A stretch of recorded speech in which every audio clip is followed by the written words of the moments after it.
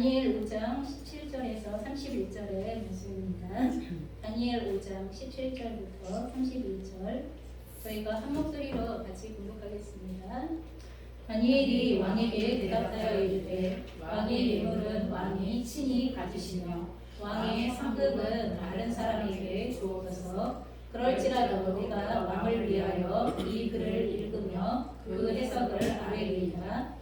왕이여 지극히 높으신 하나님이 왕에 붙인 느부갓네살에게 나라와 큰 권세와 영광과 위엄을 주셨고 그에게 큰 권세를 주셨으므로 백성들과 나라들과 언어가 다른 모든 사람들이 그의 앞에서 떨며 두려워하였으며 그는 임의로 죽이며 임의로 살리며 임의로 높이며 임의로 낮추었더니 그가 마음이 높아지며 뜻이 안악하여 교만을 행함으로 그의 왕위가 폐함받으며 그의 영광을 빼앗기고 사람 중에서 쫓겨나서 그의 마음이 들 짐승의 마음과 같았고 또 들나귀와 함께 살며 또 소처럼 풀을 먹으며 그의 몸이 하늘 이슬에 젖었으며 지극히 높으신 하나님이 사람 나라를 다스리시며 자기의 뜻대로 누구든지 그 자리에 세우시는 줄을 알기에 이르렀나이다. 벨사살이여 왕은 그의 아들이 되어서 이것을 다 알고도 아직도 마음을 낮추지 아니하고 도리어 자신을 하늘의 주제보다 높이며 그의 성전 그릇을 왕 앞으로 가져다가 왕과 귀족들과 왕들과 후궁들이 다 먹고 술을 마시고 왕이 또 보지도 듣지도 알지도 못하는 금, 은, 구리, 새와 나무, 돌로 만든 신상들을 찬양하고 도리어 왕의 호흡을 주장하시고 왕의 모든 길을 작정하시는 하나님께는 영광을 돌리지 아니하시자. 이러므로 그의 앞에서 이 손가락이 나와서 이 글을 기록하였나이다. 기록된 글자는 이것이니 곧 메네, 데겔, 우바르시니라. 이 글을 해석하건대 메네는 하나님이 이미 왕의 나라의 시대를 세워서 그것을 끝나게 하셨다 하며 데겔은 왕을 저울에 달아보니 부족함이 보였다 하며 베레스는 왕의 나라가 나타나서 메대와 바사스 사람에게 전파되었다 함이니이다 하니 이에 벨사살이 명하여 그들이 다니엘에게 자주색 옷을 입히게 하며 금 사슬을 그의 목에 걸어주고 그를 위하여 주서를 내어 나라의 셋째 통치자로 삼으니라. 그날 밤에 갈대아 왕 벨사살이 죽임을 당하고 메대 사람 다리오가 나라를 얻었는데 그때의 다리오는 62세였다. 아멘. 그럼 우리가 인생을 살아가다 보면 여러 부류의 사람들을 만나게 되었습니다. 어떤 사람들은 내가 하나님을 실제적으로 알고 믿고 신뢰하고 있는 것보다 더 하나님을 믿고 신뢰하는 이런 분들이 있는 반면에 또 어떤 분들은 잠깐만요. PPT가 열어주세요. 네, 감사합니다. 네. 어떤 분들은 실제적으로 하나님에 대한 이야기를 하면 어떻게 반응하냐 하면 그런 게 어디 있어 이렇게 반응하죠. 예, 그런 게 어디 있어. 주님의 복음을 믿지 않으면 지옥에 갑니다. 이런 얘기를 하면 지옥? 내 꿈 중에 하나야. 내 버킷리스트 중에 하나야. 지옥? 내 친구들 아마 다 거기에 있을 거. 나는 거기 가서 즐겁고 재미있게 놀 거야. 이렇게 얘기하면서 천국과 지옥에 대하여, 죽음 이후의 세계에 대하여, 그리고 하나님의 존재에 대하여 웃기지도 않는다는 듯이 콧방귀를 끼거나 아니면 들어본 적이 있다 하더라도 그게 나와 무슨 상관이야 이렇게 살아가는 사람들을 우리가 대면하기도 한다는 것입니다.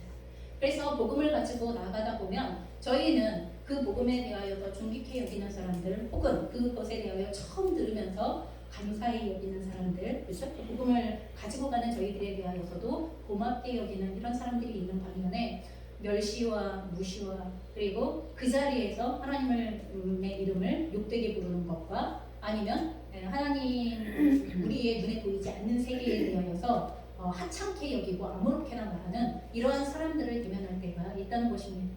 여러분 그럴 때면 한편에서는 마음에서 화도 나고 그렇죠? 한편에서 마음에서 화도 나요.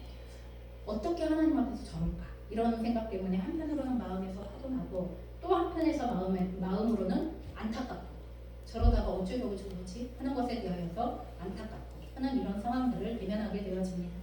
오늘 저희가 살펴보게 되어지는 다니엘 5장에는 하나님에 대하여서 멸시함과 그리고 무시함과 그리고 조롱으로 일관하고 있었던 한 왕에 대한 이야기가 나오게 되어집니다. 여러분, 우리가 이스라엘, 특별히 유다가 바벨론에 의하여서 멸망을 당하고 그리고 그 멸망을 당하고 난 이후에 바벨론의 포로가 되어져서 끌려오게 되어지고 그리고 이스라엘은 완전히 망하게 되어졌던 하나님의 심판 가운데 놓여져 있었던 이스라엘의 운명과 역사에 대하여서 우리는 잘 알고 있습니다. 그러면 이스라엘을 그렇게 멸망시킨 그러면 바벨론은 도대체 어떻게 되어졌을까? 하나님께서 사실 이 바벨론을 통하여서 이스라엘의 멸망에 대한 심판을 허락하시고 나서 바벨론에 대해서도 말씀하셨어요. 그 바벨론도 멸망하게 되어질 거라는 것에 대하여서 말씀하셨어요. 하나님께서 심판의 도구로, 통로로 바벨론을 사용하시지만 실제로 그 바벨론 역시도 하나님의 주권과 통치와 심판 가운데 있다는 그것을 하나님은 이미 말씀하셨어요. 그래서 오늘 나오게 되어지는 5장에 나오게 되어지는 벨사살 왕의 할아버지가 되어졌었던 느부갓네살 왕이 실제적으로 이스라엘을 멸망시키고 그리고 이스라엘을 포로로 끌고 와서 굉장히 강성한 그러한 나라를 세운 것 같지만 실제적으로 그 나라 역시도 하나님의 심판 가운데에서 퇴락해가고 있고 그리고 지금 오늘 이 다니엘 5장은 바벨론의 쇠락과 함께 메대와 바사라는 두 나라가 같이 이 협공을 통해서 연합작전을 통해서 바벨론을 무너뜨리려는 이 직전 가운데 있는 상황에서 이야기를 하고 있는 거예요. 벨사살 왕은 당시에 두 번째 그 나라에서 바벨론에서 두 번째 통치자예요. 자기 위에 실제 왕이 있어요. 벨사살 왕은 실제로는 왕이 아니에요. 그래서 왕의 손자인데 실제로 그 왕은 해외에 나가서 전쟁을 치르고 있는 상황이기 때문에 국내에 왕의 대리인과 같은 역할을 가지고서 왕의 권력을 가지고서 지금 바벨론의 내부적인 단속을 하고 있는 게 이게 지금 벨사살 왕이에요.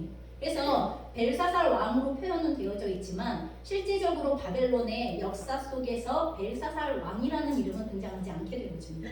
그래서 저희가 이 벨사살 왕이 지금 이 바벨론이라는 나라 자체가 메대와 바사의 공격 속에서 협공 속에서 어떻게 되어질지 모르는 굉장히 위험한 상황 가운데 놓여져 있는데도 불구하고 그런데도 어떤 일을 벌이고 있냐면 아니야 바벨론 성은 절대로 함락되지 않아 이런 생각을 갖고 있어.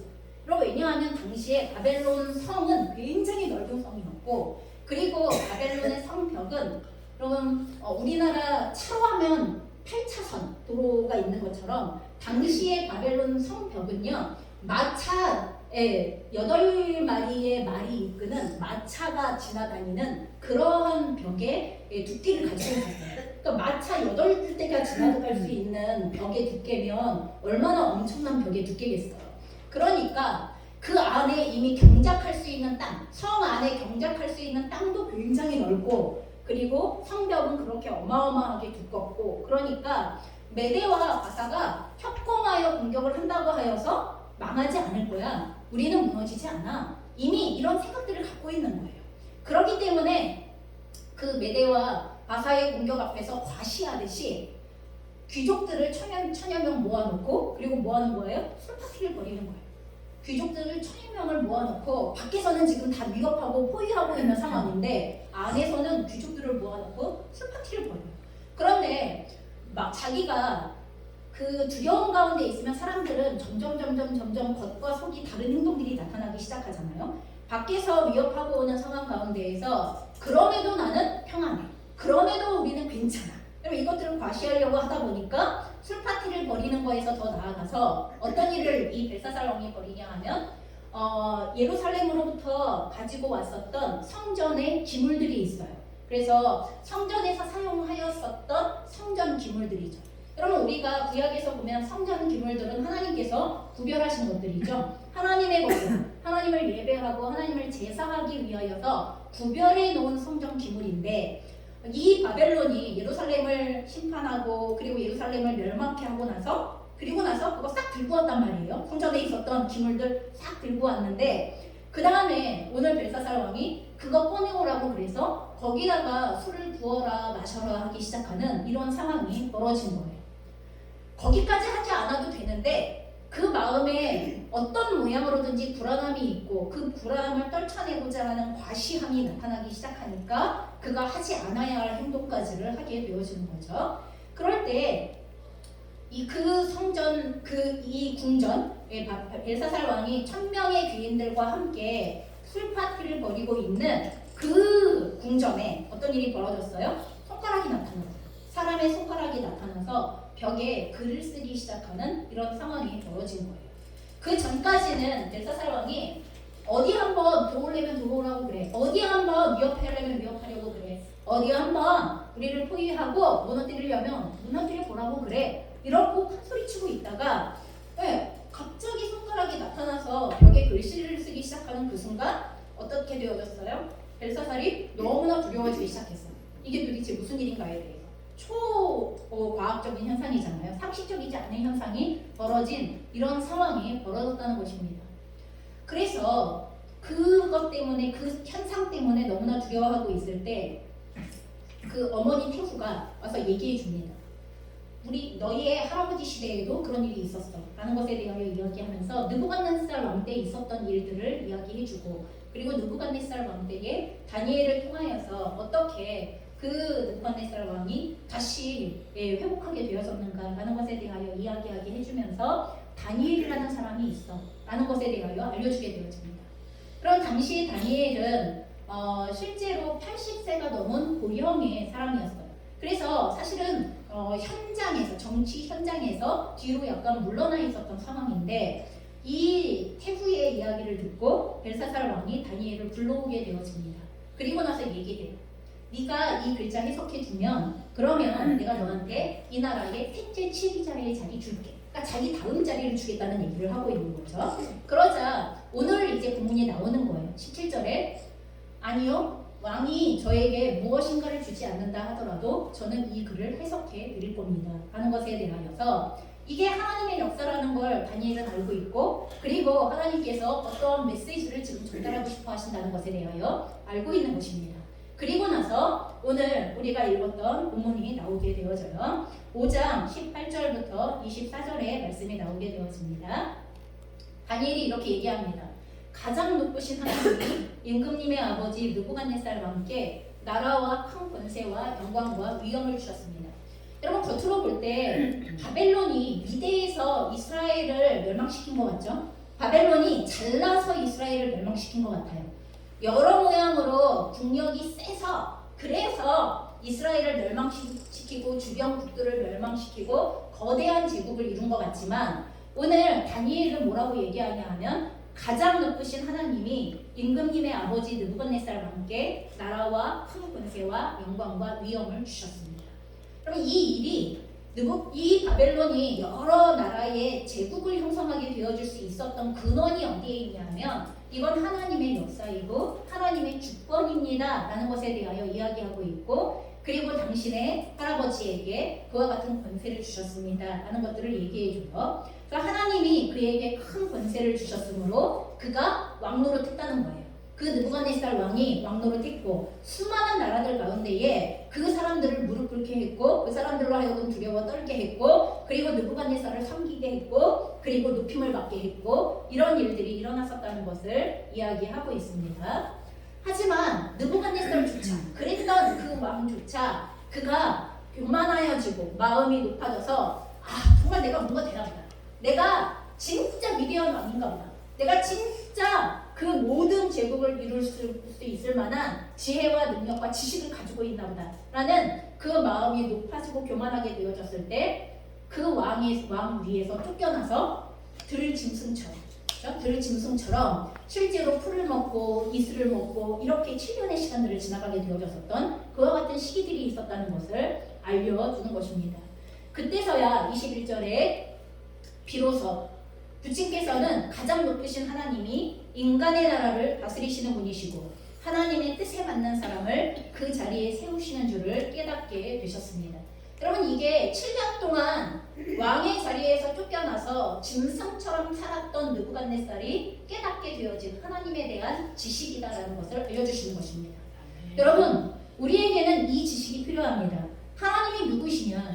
내 눈에 보여 보이지 않아 라는 것으로 인하여서 내 눈에 보이지 않는다고 함부로 대할 수 있는 분이 아니라는 것에 대하여 말씀하고 있는 것입니다. 온 세상을 정복한 제국의 제왕일지라도 그 제왕의 권세가 하나님이 주시지 않으면 절대로 받을 수 없는 권세라는 것을 말씀하고 있는 것이고, 그리고 느부갓네살은 그 7년의 시간을 통하여서 내가 잘나서가 아니었구나. 하나님께서 나에게 그 위를 주셨으니까, 그 권위를 주셨고 그 권세를 주셨으니까 내가 그 권세와 권위를 사용할 수 있었던 것일 뿐이구나 라는 것에 대하여서 깨닫게 되어졌다고 이야기하고 있습니다. 여러분 우리는 여기에서 고백하고 있는 것처럼 하나님이 인간의 나라를 다스리시는 분이십니다. 여러분 이 믿음이 우리에게 있어야 합니다. 하나님께서 뜻에 맞는 사람을 그 자리에 세우십니다. 여러분 이스라엘의 입장에서 보면 느부갓네살 왕은 원수예요. 그렇죠? 느부갓네살 왕은 원수고 바벨론의 그 제국의 왕은 이스라엘을 멸망시키는 원수예요. 그런데 하나님의 인류 역사의 운명 가운데에서 느부갓네살은 하나님의 종이고 하나님께서 필요하셔서 세우신 왕이라는 것을 얘기하고 있는 거예요. 우리는 우리의 시각에서 좁디 좁은 우리의 시각에서 우리에게 유리하면 좋은 사람, 우리에게 유리하지 않으면 나쁜 사람, 우리에게 선하게 대하면 선인, 우리에게 선하게 대하지 않으면 악인, 이렇게 대할지 모르겠지만 하나님은 나라의 운명을 좌우하시는 분이시며 그리고 온 세계의 인류의 역사의 운명을 주관하시는 입장에서 필요하시면 누구라도 사용하실 수 있는 하나님이시라는 것을 말씀하고 있고, 또 그들을 사용하실 때 하나님의 인류를 향한 목적하시는 뜻을 이루기 위하여서 그 지도자들을 사용하신다는 것에 대하여서 말씀하시고 있는 것입니다. 여러분 우리가 지금 새로운 정권의 이야기에 있어요. 정말 저희가 보면 볼수록 가관입니다. 정권이 끝나는 쪽도 새로운 정권을 시작하는 쪽도 정말 가관입니다. 어떻게 저렇게 권위가 본인들에게 있다고 생각하는 것일까? 어떻게 그 권세가 자기들에게 있다고 생각하는 것일까? 물론 하나님이 부여하신 기간이 있습니다. 그렇다면 부여하신 분의 목적과 그 권위와 권세를 부여하신 분의 뜻이 있을 건데 어쩌면 저렇게 이기적으로, 아니면 어쩌면 저렇게 집단 이기적으로, 아니면 어쩌면 저렇게 눈앞에 즉각적인 이익에 모든 목을 메고서 저럴 수 있는 것일까라는 생각이 들 정도로 마음이 안타깝게 그지없고, 하나님 우리가 이 상황에서 어떻게 이 나라와 민족을 위하여 기도해야 합니까? 라는 것에 대하여서 정말 하나님의 뜻을 구하고 찾게 되어지는 이런 과정들을 지나가게 되어집니다. 지금 누가 잘했고 잘못했다는 얘기를 하는 게 아닙니다. 여러분 모든 권세는 하나님께로부터 부여되어집니다. 권세를 받은 자들은 하나님 앞에 책임을 져야 하고 그 권세를 올바르게 사용하기 위하여 길을 찾아가야 할 책임이 있다는 것을 이야기를 하고 있는 것입니다. 여러분 지금 이 21절까지의 내용이 다니엘서 4장의 요약이에요. 실제로 느부갓네살 왕에게 일어났었던 일을 다니엘이 벨사살 왕에게 기억나게 하면서 이런 일이 있지 않았습니까? 당신의 할아버지 때에 이런 일이 일어나지 않았습니까? 라는 것들을 알려주는 거예요. 벨사살 왕의 할아버지인 느부갓네살 왕의 마음이 높아지고 교만하게 되어졌을 때 하나님께서는 그의 영광과 그의 왕국과 권력과 또한 그의 지각과 그의 마음을 빼앗아 버려서 그를 짐승처럼 7년을 살게 하셨던 시간들을 기억하라고 말씀하는 것입니다. 이걸 통하여 하나님은 지극히 높으신 분이시고 또한 온 세상의 주권자이시고 자기의 뜻을 이루어 가시는 분이심에 대하여서 벨사살에게 가르쳐 주는 것입니다. 너는 하나님을 똑바로 알아라 하고 얘기해 주는 거예요. 여러분 벨사살의 눈에 하나님이 보일 리가 없습니다. 그렇죠? 태어날 때부터 금수저잖아요. 그렇죠? 태어날 때부터 귀족이고 왕족이잖아요. 그 금수저 눈에 보이지 않는 하나님이 나랑 무슨 상관이 있어? 여러분 우리가 보이지 않는다고 하여서 존재하지 않는 것 절대로 아닙니다. 우리는 착각하지 않으셔야 돼요. 내 눈에 보이지 않기 때문에 아무렇게나 대해도 된다고요? 내 눈에 보이지 않기 때문에 없는 것이라고요? 하나님은 그것에 대하여서 강력하게 경고하시는 내용을 오늘 다니엘서를 통하여 저희에게 말씀하시는 것입니다. 자, 그러면서 계속하여서 다니엘은 이렇게 얘기합니다. 느부갓네살의 아드님이신 벨사살 임금님은 이 모든 일을 아시면서도, 그럼 벨사살 왕은 할아버지에게 어떤 일이 일어났었는가에 대해서 알고 있어요. 본 적이 있어요. 그리고 또한 느부갓네살이 그 이후로 온 국가에 영을 내려서 다니엘의 하나님을 경배하라고, 다니엘의 하나님을 높이라고 얘기했었던 내용들도 벨사살은 알고 있어요. 그런데 그걸 알매도 불구하고 어떻게 했다는 거예요? 마음을 겸손하게 낮추지 않았다는 거예요. 여러분, 여기에서 우리가 주의해야 할 것은 무엇이냐 하면, 여러분, 우리는 하나님을 올바르게 대하는 것에 대하여 하나님을 아는 것만큼 하나님을 올바로 대할 수 있습니다. 여러분, 그래서 어떤 분은 이렇게 얘기해요. 내가 그래서 하나님을 몰라야 돼. 하나님을 알면 힘들어져. 이렇게 얘기하시는 분들이 계세요. 여러분, 어차피 하나님의 심판대 앞에서는 모르고 한 죄나 알고 한 죄나, 여러분, 죄는 죄예요. 죄는 죄로 드러날 거예요. 적어도 무엇이 죄인지, 무엇이 하나님 앞에서 올바른 태도인가에 대하여서는 알고 계셔야 돼요. 인간으로서 한 인생을 살아갈 때, 우리는 한 인생을 살아가요. 평생이라는 한 인생을 살아갈 건데, 이 한 인생을 살아가면서 하나님 앞에서 어떻게 살아가야 할 것인가에 대하여서 하나님이 정하여 놓으신 진리의 길, 인간의 운명에 대하여서 정하여 놓으신 길이 무엇인가에 대하여 똑바로 알고 있어야 돼요. 나아가서 알고 있는 것만큼 하나님 앞에서 그 관계를 올바르게 해야 한다고 우리에게 명하고 계시는 것입니다. 벨사살 임금님은 이 모든 일을 아시면서도 마음을 겸손하게 낮추지 않으셨습니다. 오늘 손이 나타나 벽에 쓰는 글씨의 내용, 여러분, 그 사단이 나게 되어진 이유가 이 한마디입니다. 이 22절의 한마디가, 벨사살의 중심이 하나님 앞에서 어떠했는가에 대한 이 한마디가 오늘 그 손가락이 나타나 하나님의 심판을 드러내시는 결과로 나타나게 되어진다는 것을 얘기하고 있는 것입니다. 그가 겸손하지 않았기 때문에 결과적으로 어떤 행동들을 했어요? 하늘의 임금이시오 주님이신 분을 거역했어요. 스스로를 높이고 하나님의 성전에 있던 그릇들을 가져오게 하여서 임금과 귀한 손님과 왕비들과 후궁들을 그것으로 술을 마시게 했어요. 더 나아가서 어떻게 했어요? 부어라 마셔라 하고 나서 취기가 오르기 시작하니까 임금님은 보거나 듣거나 알지도 못하는 금과 은과 동과 새와 나무와 돌로 만든 신들을 찬양하고 우상숭배를 적극적으로 함께 그 천여 명이 모여서 같이 우상숭배하는 모습들이 나타나게 되어지죠. 임금님의 호흡과 모든 길을 주장하시는 하나님께는 영광을 돌리지 않으셨습니다. 여러분, 저희가 하나님과 우리의 세계가 다르다고 생각하십니까? 이건 매우 큰 착각입니다. 내 눈에 보이지 않기 때문에 하나님은 나에 대하여서 관여하지 않으실 거야 라는 생각은 굉장히 큰 착각입니다. 하나님은 우리가 하나님을 인식하고 있는 순간에도, 하나님을 인식하지 못하고 있는 순간에도, 아니 대놓고 하나님을 거역하고 있는 순간에도 하나님은 우리의 행동, 우리의 태도, 우리의 선택, 그리고 우리의 말, 우리의 언행 심사, 이 모든 것에 대하여서 반드시 보고 계시는 분이십니다. 반드시 알고 계시는 분이십니다. 여러분, 그런 하나님이시라는 걸 기억하셔야 돼요. 그래서 성경에는 곳곳에 너희의 머리털까지 세심까지 이루어지지 않았느냐 이렇게 얘기해요. 하나님은 지식의 하나님이라. 그러면 지식의 하나님이라는 말이 뭐예요? 뭐든지 다 알고 계시는 하나님이다, 이 얘기를 하시는 거예요. 하나님은 전지하신 하나님이다. 너희의 머리털까지 세심가 되지 않았느냐. 여러분, 머리털까지, 여러분의 머리털이 몇 개인지 알아요? 저는 맨날 제가 막 이렇게 50이 넘어가니까 막 이렇게 색치가 흰머리가 엄청 많아지더라고요. 눈에 보이는 흰머리를 제가 뽑을 때마다 생각해요.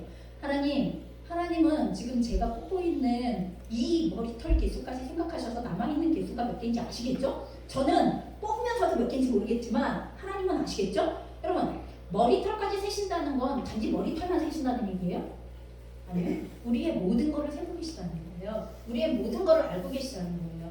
여러분, 하나님 앞에서 감추어질 수 있는 거가 그 무엇이 있다고 생각하면 그게 착각이고 오해예요. 무지예요. 내가 이거 하는 거 하나님은 안 보실 거야? 아니면 보고 가만히 계실 거야? 가만히 계시는 데에는 가만히 계시는 이유가 있는 거예요.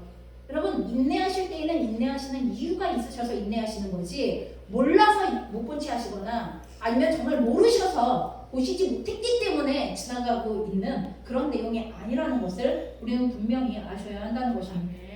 그래서 하나님이 손을 보내셔서 이 글자를 쓰게 하신 것입니다. 결론적으로 이런 일이 나타나게 되어졌습니다라고 얘기하고 있다는 것입니다. 벨사살 왕은 느부갓네살 왕에게 벌어졌던 할아버지에게 일어났던 모든 일을 알고 있습니다. 또한 그것을 들어서 알고 있습니다. 자기 할아버지 느부갓네살 왕에게 어떤 일이 일어났는지 알고 있으면서도 하나님을 제대로 알려고 하지 않았습니다. 여러분, 여기에 계시는 청년들과 특히 우리 청소년들은 잘 기억하셔야 됩니다. 우리 엄마는, 우리 아빠는 왜 이렇게 열심히 예배를 드리실까? 우리 엄마 아빠는 왜 이렇게 열심히 신앙생활을 하실까? 라는 것에 대하여 알려고 하셔야 됩니다. 왜 우리 부모님은 그 신앙을 유지하려고 하실까? 왜 우리 부모님은 그 어려움 중에서도 하나님 앞에 나아가시려고 하실까? 왜 우리 부모님은 하나님과의 관계에 생명을 거실까? 라는 것에 대하여 우리의 자녀들은 알려고 하셔야 됩니다. 우리 부모님들이 말과 삶과 행실로서 보여주시는 신앙의 내용에 대하여서 그건 부모님 신앙이고요. 그러면 이렇게 생각하시는 게 미련한 짓입니다. 그건 망하는 길입니다. 우리 부모님들이 왜 그 신앙을 생명과도 같이 여기시면서 지켜가고 있는가에 대하여 알고자 하셔야 되고 우리 부모님들을 통하여 하나님을 알아가는 법을 배우셔야 합니다. 그게 부모님들의 역할이고 그리고 그게 부모님을 통하여 신앙을 전승하기를 원하시는 하나님의 방식입니다. 느부갓네살 할아버지를 통하여서 벨사살은 배웠어야 합니다. 하나님이 누구이시고 어떤 분이신가를 배웠어야 하고 그리고 그에 합당하게 하나님을 대하는 법을 배웠어야 합니다. 그러나 벨사살은 그러지 않았죠. 그래서 오늘 결국 하나님의 심판과 멸망 앞에 서게 되어지는 것입니다. 자, 벨사살 왕은 이와 같은 미련함으로 인하여서 오늘 어떠한 결과들을 맞이하게 되어집니까? 다니엘서 5장 25절부터 28절의 말씀입니다. 손이 나와 기록되어진 글자는 메네 데겔 바르심이라는 글자입니다. 메네 데겔 우바르심이라고 표현되어져 있습니다. 여러분, 이 글자가 메네는 하나님이 이미 임금의 나라의 시대를 계산하셔서 그것이 끝나게 하셨다는 것입니다. 그래서 메네라는 단어는요, 세고 또 세웠다, 계산하고 또 계산한다. 여러분, 하나님이 한 번에 그 사람의 악 때문에 그러실 것 같아요? 그러지 않아요. 그 사람이 단 한 번 지은 죄 때문에 그 사람에 대하여 심판을 가져오지 않습니다. 절대로. 오늘 메네가 반복되어지고 있다는 것은 하나님은 우리의 삶에 대하여 계산하고 또 계산해 보았다는 거예요. 이게 맞는지. 여러분, 회계할 때 어떤 것들을 하루에 결산을 할 때 아니면 한 달에 결산을 하고 예산을 세울 때 여러분 돈의 숫자가 맞는지 안 맞는지 여러분 몇 번이고 반복해서 안 맞으면 몇 번이고 반복해서 하시죠? 그러는 것처럼 하나님께서 한 사람의 인생을 세실 때 절대로 한 번에 여러분 그렇게 끝내시는 게 아닙니다.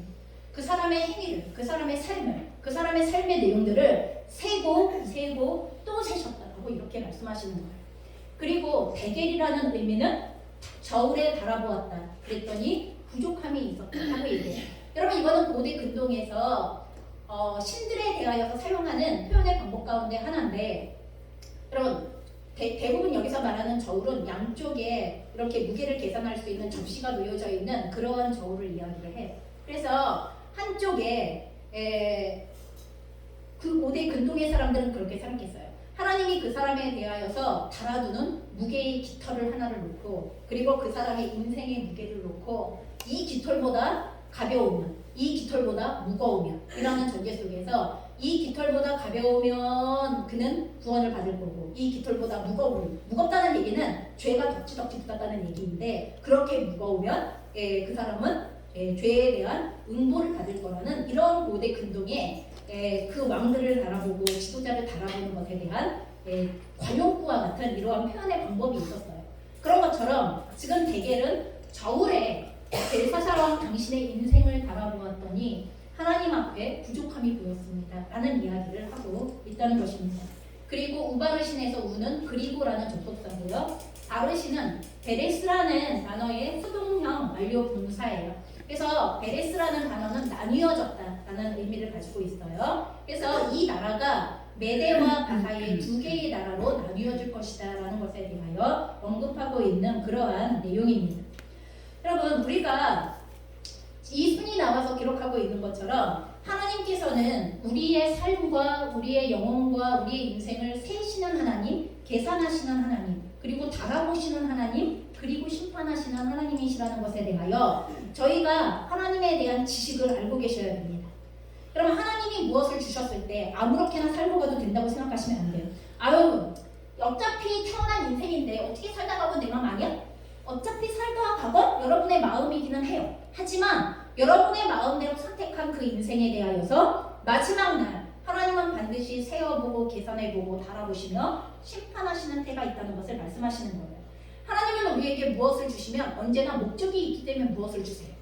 하나님은 우리에게 호흡을 주시고 생명을 주시고 인생의 날을 주시고 단 며칠의 인생을 주신다 하더라도 그 날들을 우리의 자유를 가지고 살아가라고 주시는 날들이지만 여러분 그 자유에 하나님께서 목적으로 하셨던 책임의 부분들이 있다는 것을 언제나 말씀하시는 하나님이시라는 걸 기억하셔야 합니다.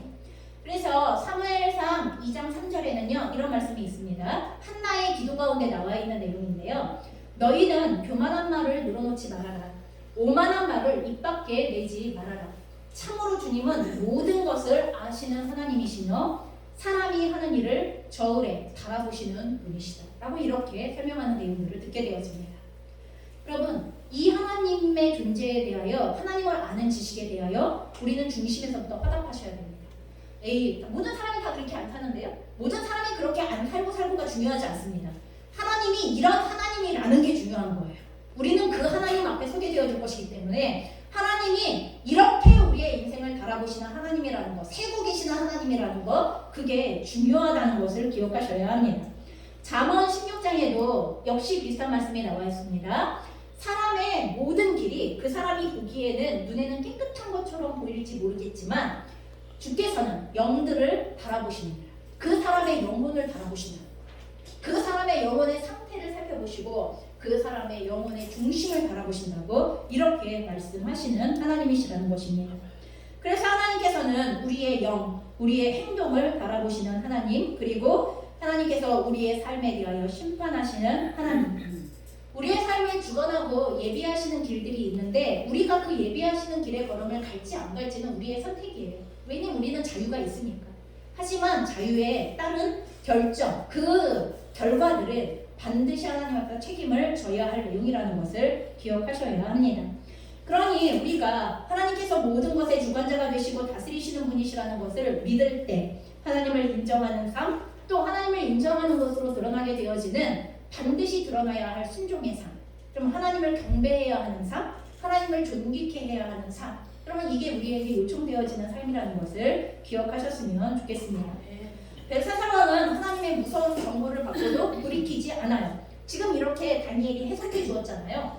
근데 그러면 일반적으로 하나님 앞에 겸손함을 취하려면 그 하나님의 심판의 손길 앞에서 납작 엎드려야 돼요. 그런 말씀이었거든요. 나의 할아버지 느부갓네살에게 역사하셨던 하나님은 그런 분이셨군요. 제가 잊고 있었습니다. 제가 진짜 하나님 앞에 하나님을 멸시하고 모멸하며 그리고 또 하나님을 경배치도 않고 그리고 하나님을 모른 채 하고 무관심한 그와 같은 무지 가운데 있었던 존재입니다라고 납작 엎드려야 되지만 벨사살은 그렇지 않습니다. 그가 다니엘에게 했었던 말대로 다니엘에게 그 권한을 상징하는 자주색 옷을 입히고 그리고 금목고기를 걸어주면서 여유를 부리면서 그러면서 내가 너에게 약속한 거 난 지켜 라는 이러한 과시를 하듯이 그가 하나님 앞에서 이 이야기를 듣고도 절대로 그의 태도가 바뀌지 않는 이러한 모습들을 보게 되어져요. 그 결과 어떻게 되어집니까? 그날 밤에 갈대아 사람들의 왕 벨사살이 죽임을 당하는. 그러면 신기한 일이에요. 며칠 걸린 것도 아니에요. 그날이에요. 당장 그날 밤에 벨사살 왕은 죽임을 당하게 되어집니다. 그 성은 뚫립니다. 여러분 절대 뚫리지 않을 것 같았던 그 성이 뚫립니다. 그리고 나서 메대와 바사의 왕에게 두 개의 국가로 바벨론은 나뉘어지게 되어집니다. 실제로요 역사의 기록에 보면 이 바벨론이 멸망되어지고 나서 백성들은요 3일 정도 성 밖에 있었던 백성들은 3일 정도를 나라가 멸망했는지도 몰랐대요. 하도 급작스럽게 이 나라가 멸망이 되어진 상황이 되어져서 왕권이 바뀐 것 자체를 백성들이 모르고 있었던 거예요. 3일 뒤에가 되어서야 우리가 나라가 망했고 그리고 메대와 바사의 왕권이 세워졌다는 것을 그때서야 알게 되어지는 역사의 기록을 저희가 보게 되어집니다. 다름 아닌 바로 그날 밤에 하나님의 말씀은 이루어졌습니다. 여러분 우리가 그날이 언제와 하나님의 심판의 날이 언제와 내가 언제 죽음을 맞이해? 여러분 여러분 그날이 오래될 것 같습니까? 나에게 있어서 그날이 한 60년은 아직 남아 계실 것 같습니까? 어떻게 알아요? 여러분, 여러분의 인생이 60년이 남아있을지 10년이 남아있을지 한 달이 남아있을지 여러분 아무도 우리는 그것을 헤아릴 수 있는 사람이 없어요. 최근에 어떤 유튜버가 그러더라고요. 우리는 올해 여름을 마지막으로 다시는 여름을 못 볼지도 모릅니다. 누가 또 그렇게 얘기하더라고요. 하도 환경오염과 기후 문제가 너무너무 심각해지기 시작하니까 우리는 봄을 올해로 더 이상 맞이할 수 없을지 모릅니다라고 그런 얘기들을 해요. 여러분 그럴싸하지 않으세요?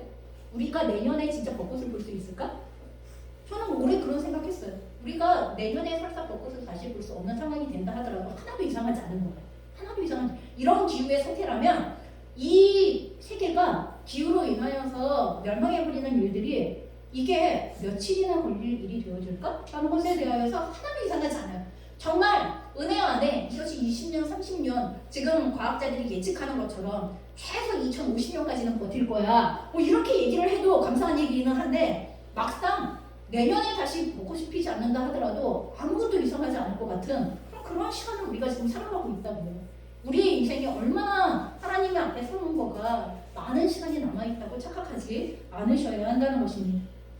그래서 그날 밤 바벨론은 멸망했고 메대와 그리고 바사의 왕이 등극하게 되어졌고 그리고 예언대로 바벨론도 이스라엘을 멸망시켰던 바벨론도 멸망당하게 되어졌고 그리고 이로 인하여서 여러분 고레스 왕이 등극하게 되어지면서 이스라엘은 포로로부터 풀려나게 되어지고 다시 이스라엘로 돌아올 수 있는 그 예언대로의 말씀들이 성취가 되어지는 것을 저희는 보게 되어집니다. 이렇게 해서 이스라엘 민족을 향한 그리고 바빌론 왕국을 향한 또한 바사 왕국과 고레스 왕을 향한 하나님의 모든 예언의 말씀들이 그대로 성취가 되어지는 내용을 저희는 보게 되어집니다. 그런 일이 진짜 일어날까? 일어납니다. 여러분 우리가 아직 일어나지 않은 종말의 시간들에 대하여서 그렇죠? 요한계시록에 나와 있는 종말의 시간들에 대하여서 그날이 진짜 올까? 우리는 아마 지금 계속 이렇게 생각하고 있을지 모릅니다. 아직 일어나지 않은 그 시간이 우리에게 올까? 아마 이들도 그랬을 겁니다. 이 바벨론의 왕도 그리고 바벨론이라는 나라도 또 실제로 페르시아라는 나라가 바사라는 나라가 고레스라는 사람이 일어나긴 일어나? 라는 것에 대하여서 누구도 예측할 수 없었을 것인데 하룻밤에 그 일이 일어납니다. 여러분 우리로 하여금 깨어 근신하라고 하나님께서 마지막 종말의 시대를 향하여서 계속 너희는 깨어 근신하라 너희는 깨어 근신하라 오늘이 마지막 날인 것처럼 너희는 오늘을 살아내라고 종말의 시간을 살아내는 그리스도인의 삶에 대하여 몇 번이고 강조하시는 말씀을 결코 허투루 듣지 않으셨으면 좋겠습니다. 자, 이제 우리는 오늘의 본문을 통하여서 하나님께서 우리에게 전달하시기를 원하시는 몇 가지 메시지를 좀 정리해 보려고 합니다. 첫째는 온 세상의 주권자가 하나님이시라는 것, 그리고 모든 권세가 하나님께 있다는 것입니다. 우리는 하나님께서 눈에 보이지 않으시기 때문에 안 계시거나 계시더라도 보이는 세상에 별로 관여하지 않으신다고 착각하여서 내 뜻대로 살아가는 것이 최고의 지혜인 것처럼 여러분 그렇게 살아가고 있을지 모르겠습니다. 하지만 한 나라가 그리고 또한 한 왕이 세워지고 폐하여지는 모든 과정이 하나님의 다스림 안에 있습니다. 그래서 욥기 31장 4절에는 욥이 이런 말을 하게 되었습니다. 그가 내 길을 살피지 아니하시느냐 내 걸음을 다 세지 아니하시느냐. 여러분 이게 하나님을 향한 우리의 믿음의 고백이기를 주님의 이름으로 축원합니다. 여러분 하나님을 아는 지식이 이러셔야 됩니다. 그가 나의 길을 살피시는 분이 아니냐 또한 그는 나의 걸음을 다 세고 계신 분이 아니냐 그런 하나님과 동행하고 있다는 것을 우리가 진짜 믿을 때 우리는 우리의 삶을 함부로 살지 않습니다. 우리에게 주어진 날들을 다만 한순간이라 하더라도 우리는 아무렇게나 절대 살아갈 수 없는 존재들이라는 것을 알게 되어질 것입니다. 여러분 또한 두 번째, 주권자이시며 통치자이신 하나님을 높이고 그 앞에서 자신을 낮추는 삶을 사는 것, 여러분 이것이 바로 지혜라는 것입니다. 하나님을 인정한다면, 하나님을 안다면, 하나님을 하나님 되게 인정하는 삶의 겸손함의 자리 가운데에서 하나님을 경배하는 삶, 예배하는 삶, 그분의 뜻 앞에서 겸손하게 순종하는 삶, 이것이 지혜라는 것을 우리에게 알려주시고 있다는 것입니다. 아까도 이야기했죠. 벨사살 왕은 느부갓네살의 혼자이면서 이것을 다 알고도 오히려 마음을 낮추지 아니하였다라는 이것 자체가 너에게는 최고의 죄이고 하나님을 알면서도 너는 하나님을 모른 채 하고 살았다. 하나님을 알면서도 하나님에 대한 경험이 있으면서도 너는 하나님 없는 것처럼 그렇게 살았다. 네가 최고인 것처럼 살았다. 이게 가장 큰 죄라는 것입니다. 자, 그래서 하나님은 느부갓네살 왕과 벨사살 왕을 다르게 대하시죠. 여러분, 느부갓네살에게는 돌이킬 수 있는 기회를 주셨어요. 그렇죠? 7년 동안 늘 짐승처럼 살기는 했지만 그래도 느부갓네살은 7년이 지난 다음에 다시 왕권이 회복되어졌고 다시 왕으로서 권한을 가지고 살아갈 수 있는 왕의 권한을 다시 회복하게 되어집니다. 여러분, 그런데 벨사살은 왜 한 번에 나가는 것입니까? 한 번에 왜 끝나는 것입니까? 느부갓네살은 하나님에 대하여 잘 알지 못했던 왕이에요. 그래서 하나님은 한 번은 정확하게 하나님이 어떤 분이신가에 대해서 알려주시는 시간들을 허락하시는 거예요. 아마 느부갓네살이 7년의 시간을 통하여서도 그걸 깨닫지 못하였다면 다시는 왕의 권한을 차지할 수 있는 자리로 돌아오지 못했을 거예요. 하지만 느부갓네살은 하나님을 그 7년의 시간을 통하여서 대면하게 되어졌고 하나님께서 나에게 주신 권세였구나. 하나님께서 나에게 왕국을 주신 거였구나. 이건 하나님의 주권이었구나 라는 것들을 인정하게 되어졌을 때 느부갓네살에게는 한 번의 회복이 더 있었습니다. 그러나 벨사살은 그러한 하나님을 알매도 불구하고 그의 합당한 행위로 하나님을 대하지 않았다는 거가 이게 문제가 되어지는 거예요.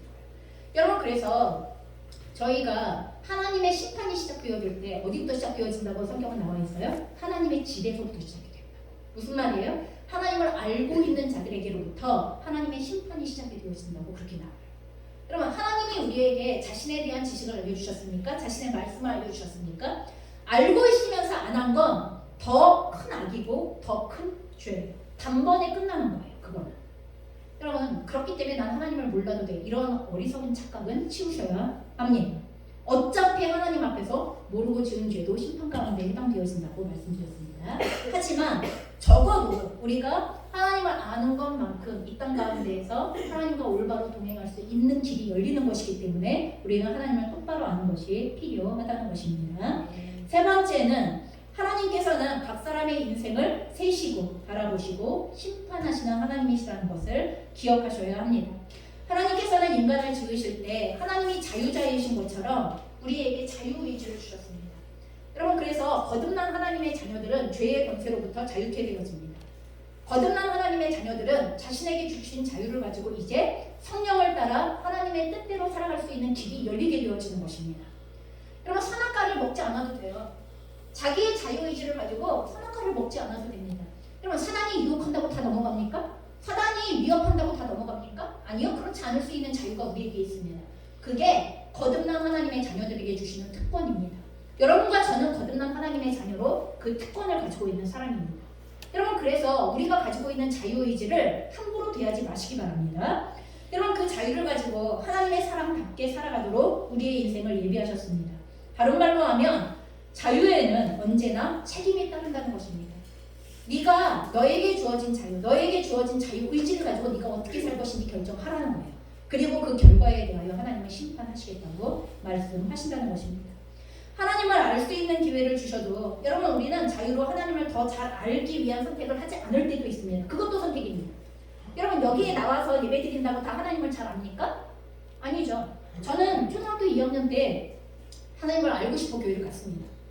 한번 성경학교 때 들었던 하나님에 대한 어떤 이야기가 너무나 기억에 남아서 진짜 하나님이 그런 하나님인가?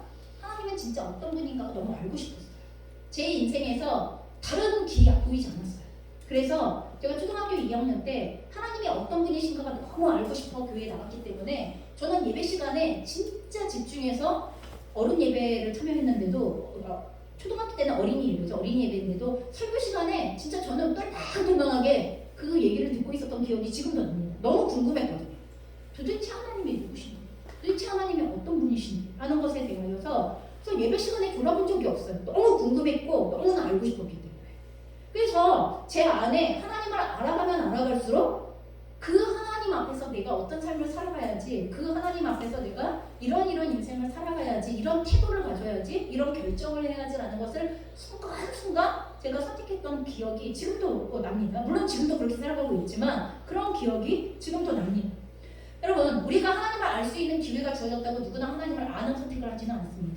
여러분, 또 하나님을 알고 있다고 알고 있는 바대로 믿고 있는 바대로의 삶을 살 것인가에 대한 선택을 하는 것 역시도 그것도 다른 문제입니다. 저는 여러분들이 하나님을 알 수 있는 기회를 얻었을 때 적극적으로 하나님을 알 수 있는 선택을 하시는 그러한 자유의 선택을 하시기를 부탁을 드립니다. 또한 아는 것만큼 믿는 것만큼 행하시는 선택을 하기를 바라요. 왜요? 여러분의 그 선택이 하나님의 심판대 앞에 고스란히 세워지고 달아지고 그리고 심판으로 드러날 내용들이 되어질 것이기 때문에 그런 것입니다. 여러분, 자신의 자유로 선택한 모든 선택에는 반드시 책임을 지게 된다는 것이 하나님의 메시지입니다. 여러분의 인생이 아무렇게나 흘러가는 것이 절대로 아니라고 우리에게 알려주시는 것입니다. 아무렇지 않을지도 몰라라는 기대감을 가지고 여러분들이 방임하고 있는 시간조차가 하나님께서는 아무렇게나 흘러가는 시간이라고 말씀하시는 게 아닙니다. 여러분, 그리고 그 자유를 가지고 어떤 선택을 할 때 그 선택의 기준이 무엇이냐 하면 온전함입니다. 온전함. 여러분, 온전한 선택을 하셔야 됩니다. 내 믿음의 온전함대로, 나의 성숙의 온전함대로, 하나님을 아는 것에 대한 온전함대로의 선택을 하셔야 한다고 말씀하시는 겁니다. 그래서 욥기 31장 6절에는 이런 말씀이 있습니다. 하나님께서 나를 공평한 저울에 달아보시고 그가 나의 온전함을 아시기를 바랍니다. 여러분, 이게 뭐예요? 욥이 어떤 순간에건 내가 하나님 앞에서 온전하게 행했다는 것을 고백하고 있는 거예요. 여러분, 이 욥기 30장, 31장의 내용을 읽어보면요, 욥이 얼마나 철두철미했던 사람인가에 대해서 쭉 기록이 되어져 있어요.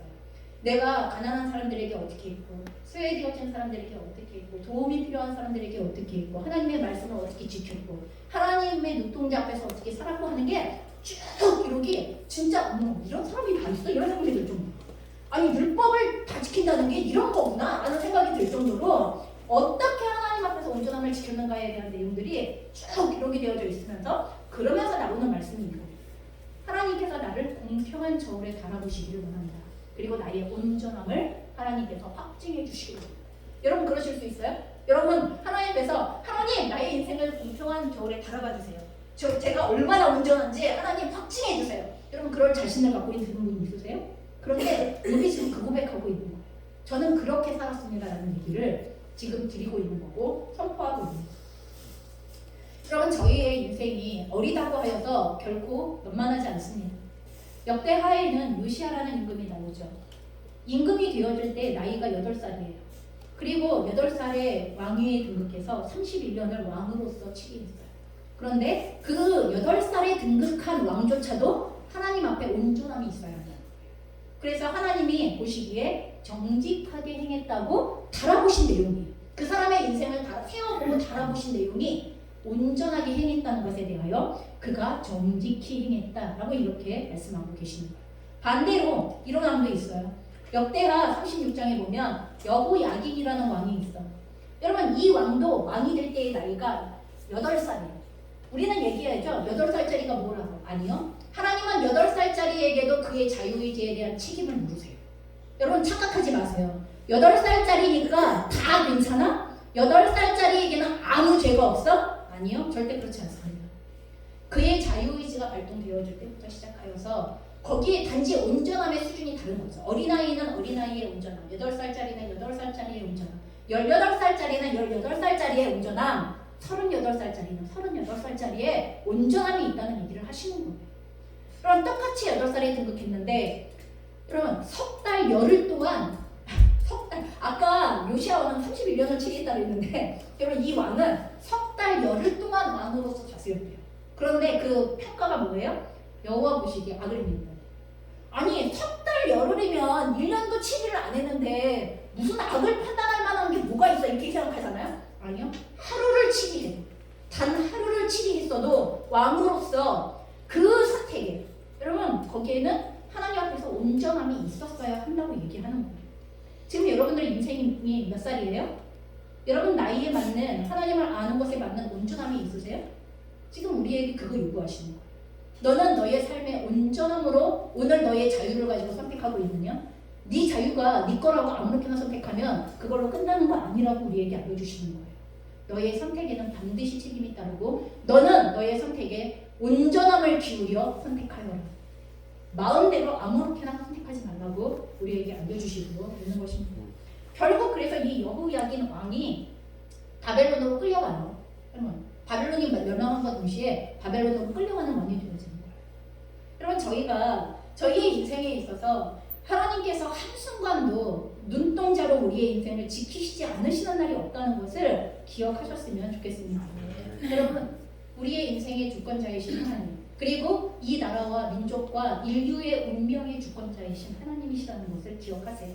여러분 우리의 눈에 여러분 정치 지도자들이 국가 지도자들이 한 나라의 지도자들이 여러분 정말 아무렇게나 해가고 있는 것 같이 보이고 마음이 답답하고 하나님 왜 그냥 놔두세요. 여러분 저희 그렇잖아요. 정말 내일 아침에 일어났을 때 푸틴이 죽었으면 좋겠다. 여러분 이런 생각 하지 않으세요? 저는 어느 날 밤에 그런 생각했어요. 하나님 내일 아침에 일어나서 푸틴이 죽었다는 소식을 들었으면 좋겠어요. 제가 오죽하면 마음에서 답답함이 있으니까 하나님 제발 좀 그랬으면 좋겠어요. 그게 제 마음대로 되는 거 아니죠. 하지만 오죽 답답하면 그런 생각까지 하겠냐는 거예요. 하지만 우리가 생각하는 그 답답함과 역사가 운행되어지는 상황들이 너무나 안타까운 것들이 있지만 하나님은 하나님의 주권 속에서 이 인류의 역사의 운명들을 여러분 다스리고 계시다는 것을 제발 믿으시기 바랍니다. 하나님이 지혜롭지 않아서 가만 놔두시는 거 아니라는 거. 하나님께서 결코 그 모든 것을 잘하고 있다고 칭찬하시기 때문에 가만두시는 게 아니라는 것들에 대해서를 잘 생각하셔야 됩니다. 그들의 인생에 대하여 그런 것처럼 나 개인의 인생에 대하여서도 하나님은 그러신 분이십니다. 그러니 여러분 주님이 나에 대해서 오래 참아주신다면 오래 참는 이유가 있는 것입니다. 그것을 허투루 시간을 보내지 않으셨으면 좋겠습니다. 그래서 여러분 부탁드리는 건 하나님 앞에 하루하루 그분의 눈동자 앞에서 그분이 나의 인생을 알고 계시며 나의 인생을 세고 계시며 바라보고 계시며 그리고 또한 반드시 그 내용으로 나의 인생의 날을 마지막을 심판하실 하나님이시라는 것에 대한 믿음을 가지고 그러니 하나님 제가 오늘도 나 하나님 앞에서 나의 삶에 온전함을 드리기를 원합니다. 저의 삶이 세상에 누가 뭐라고 하더라도 하나님의 진리의 말씀과 하나님의 올바른 성품과 그리고 하나님을 아는 지혜 안에서 온전함을 드리는 하루가 되어지기를 원합니다. 여러분 이 고백으로 이 한 날 우리에게 주어진 날들을 살아가실 수 있기를 주님의 이름으로 축원합니다. 같이 기도하시겠습니다. 우리가 이 시간 함께 기도할 때 하나님 지혜를 주십시오. 하나님을 아는 지혜를 주시며 하나님을 아는 것만큼 온전함으로 우리의 자유를 사용할 수 있는 지혜를 주시고 선택할 수 있는 지혜를 주십시오. 그래서 하나님께서 우리의 인생을 바라보시면서 그가 정직히 행하였느니라 그가 온전함으로 행하였느니라 그가 나를 사랑함으로 행하였느니라 이렇게 말씀하시는 소리를 들을 수 있는 저희의 인생이 되게 하여 주십시오라고 우리가 함께 기도하시겠습니다.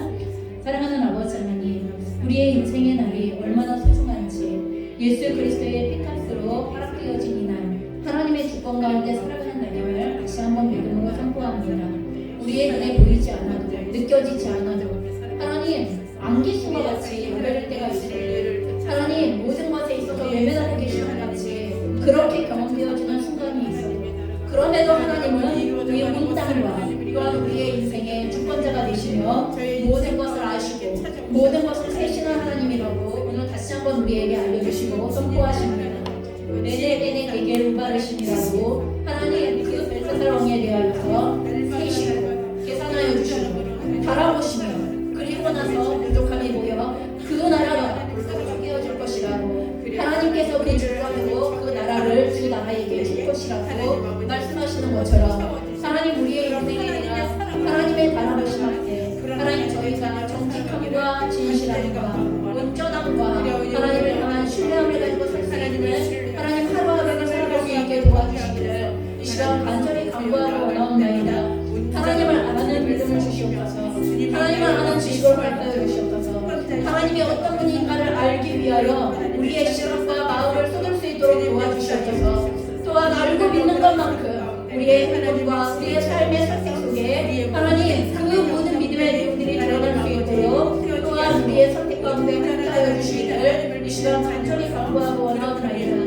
오늘을 역사하여 주시는 주님의 주권 우리의 인생 또한 우리의 인류의 운명 또한 이 나라와 이 민족의 운명 앞에 다시 한번 하나님의 주권을 선포하고 온전히 우려하며 간구할 수 있는 저희의 삶이 되게 인도하여 주시옵소서. 사랑하는 아버지 하나님 오늘 저희가 저희의 인생을 다 아시고 세고 계시며 바라보시는 하나님이시라는 것을 다시 한번 믿음으로 선포합니다. 하나님, 우리의 마음에 맞지 않고 우리의 생각의 합리성 가운데로부터 벗어난 것처럼 보여지는 모든 상황과 환경들, 그래서 마치 하나님이 계셔도 아무것도 하지 않는 것 같이 느껴지는 순간조차 하나님께는 새 신바 되어지고 바라보고 계시는 시간이라는 것을 분명히 알게 하여 주시옵소서.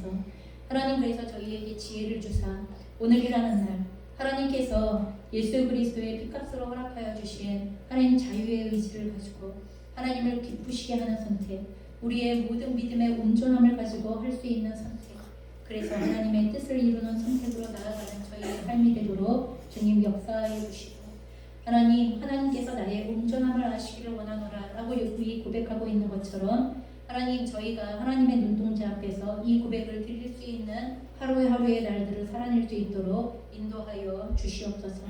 겸손함으로 살아계신 하나님의 주권을 인정하며 우리의 걸음을 내어 맡기며 따라갈 수 있는 하나님 믿음의 사람들 되게 하여 주시옵소서. 감사하며 예수 그리스도의 이름으로 간절히 기도합니다. 아멘. 이 시간 함께